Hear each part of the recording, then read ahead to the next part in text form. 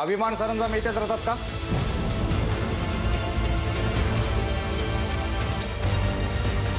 हो या ना.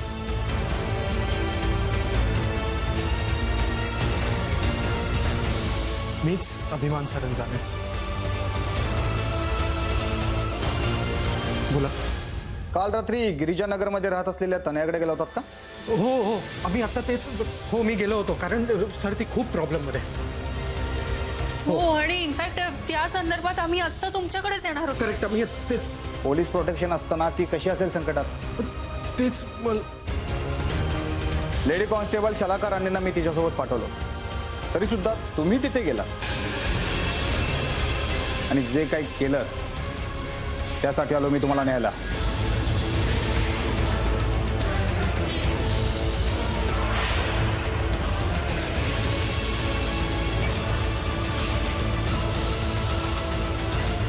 काय केलंय मी? ते इथे सांगत बसायला मला वेळ नाहीये. ताबडतोब तुम्ही आमच्याबरोबर पोलीस स्टेशनला आलात तर बरं होईल. इन्स्पेक्टर साहेब काय झालंय? अभि तर तिथे तनयाला मदत करायला गेला होता ना? हो हो करेक्ट. मदत करायला गेलो होतो. ओके. मग मला सांगा, तुम्हीच का गेलात तनयाला मदत करायला? तुमच्या मिसेस प्रायव्हेट डिटेक्टिव्ह आहेत ना, अस्मिता मॅडम?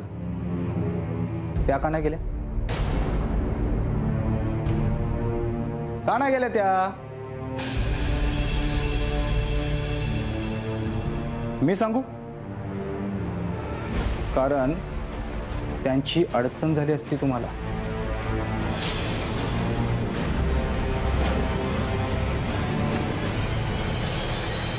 माझी अडचण म्हणजे काय अर्थ आहे याचा?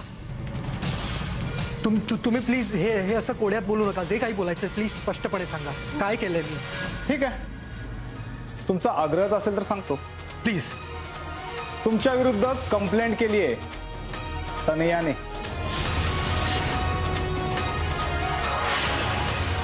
आणि प्राथमिक पुरावे सुद्धा दिलेत.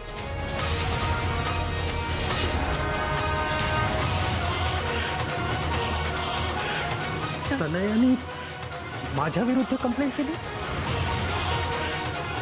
इम्पॉसिबल. नाही.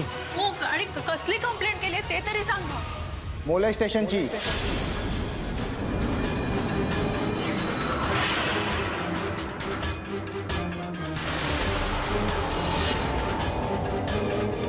सोप्या भाषेत सांगायचं झालं तर विनयभंग,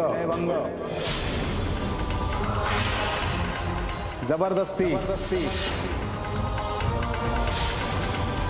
लेखी तक्रार आहे, पुराव्या सकट, आणि ते करताना बघणारा आय विटनेस सुद्धा. तुम्हाला अटक करायला आलोय. You are under arrest. चला.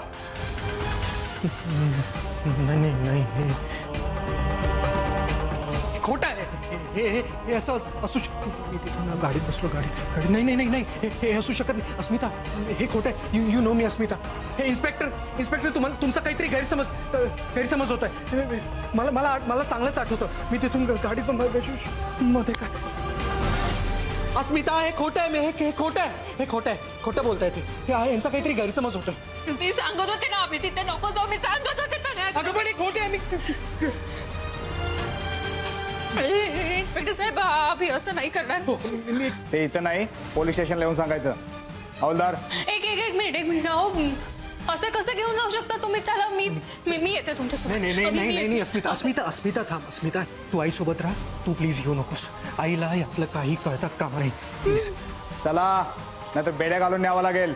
मी दादांना फोन करते. अस्मिता तू काय करतेस? तू दादांना यातलं काही कळता कामा नाही. दादांना प्लीज कळू तू नको. मी काय करू? तू शांत हो. काय करू? मी तुला सांगितलं होतं तिथे नको जाऊ. अभि मी तुला सांगत होते तनयाकडे नको जाऊस म्हणून. अस्मिता प्लीज शांत हो. मी येतो. मी तुमच्या सोबत येतो. नाही इन्स्पेक्टर साहेब. नाही अभि. अस्मिता शांत हो. शांत हो.